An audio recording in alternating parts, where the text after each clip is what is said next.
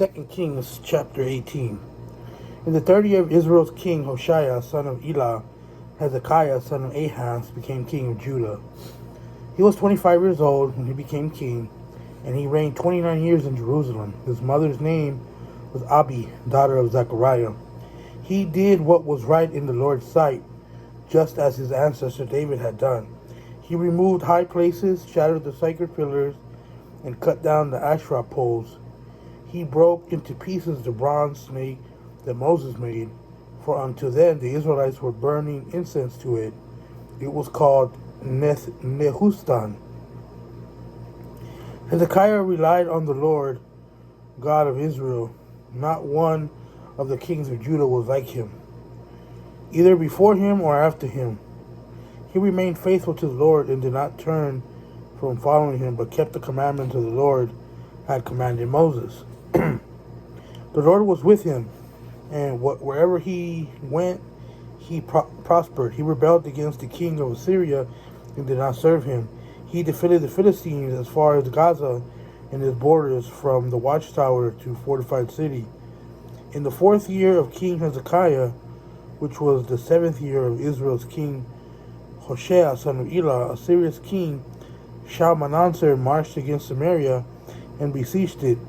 The Assyrians captured it at the end of the 3 years. In the 6th year of Hezekiah, which was the 9th year of Israel's king Hoshea, Samaria was captured. The king of Assyria deported the Israelites to Assyria and put them in Halah along the harbor, also known as the Gozans River, and in the cities of the Medes, because they did not listen to the Lord their God. He violated his covenant, all he commanded Moses, the servant of the Lord.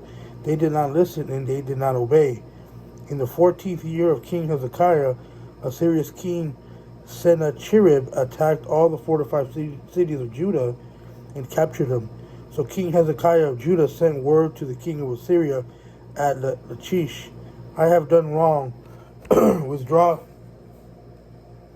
from me. Whatever you demand from me, I will pay."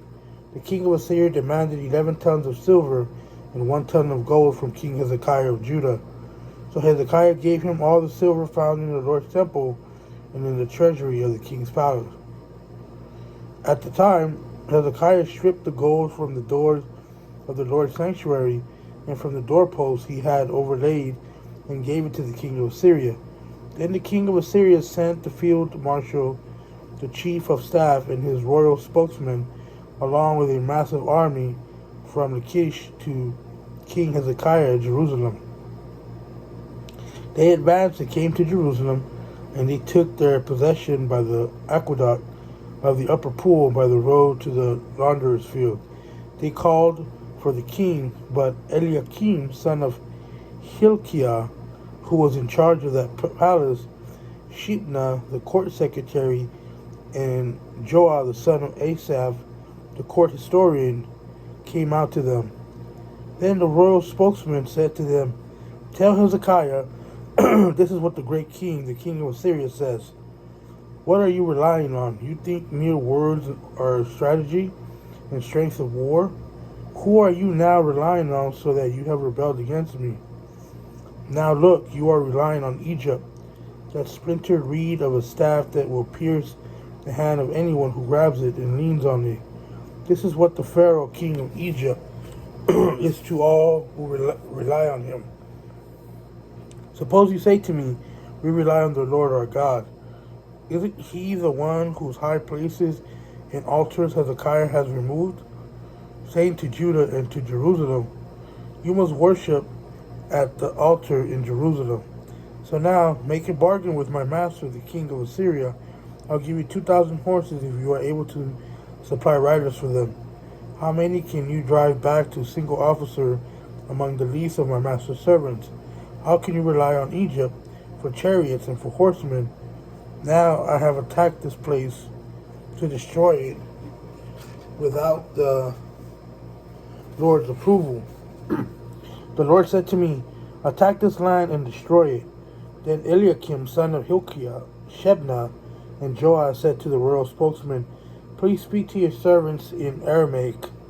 since we understand it. Don't speak with us in Hebrew, within earshot of the people on the wall." But the royal spokesman said to them, "Has my master sent me to speak the words only to your master and to you?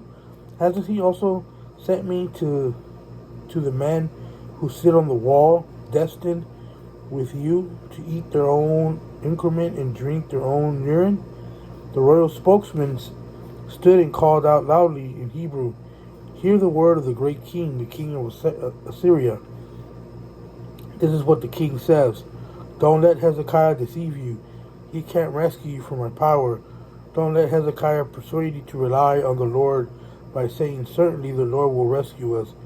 This city will not be handed over to the king of Assyria. Don't listen to Hezekiah, for this is what the king of Assyria says. Make peace with me and surrender to me. Then each of you may eat from his own vine and from his own fig tree, and each may drink water from his own cistern until I come to take you away to a land like your own land, a land of grain and new wine, a land of bread and vineyards, a land of olive trees and honey, so that you may live and not die. But don't listen to Hezekiah when he misleads you, saying the Lord will rescue you. Has any of the gods of the nations ever rescued his land from the power of the king of Assyria? Where are the gods of Hamath and Arpad? Where are the gods of Sepharvaim, Hena, Eva? Have they rescued Samaria from my power? Who among all the gods of the lands has rescued his land from my power? So will the Lord rescue Jerusalem from my power?" But the people kept silent. They did not answer him at all, for the king's command was, "Don't answer him." Then Eliakim, son of Hilkiah, who was in charge of that place, Shebna, the court secretary, and Joah, son of Asaph, the court historian, came to Hezekiah with their clothes torn and reported to him the words of the royal spokesman.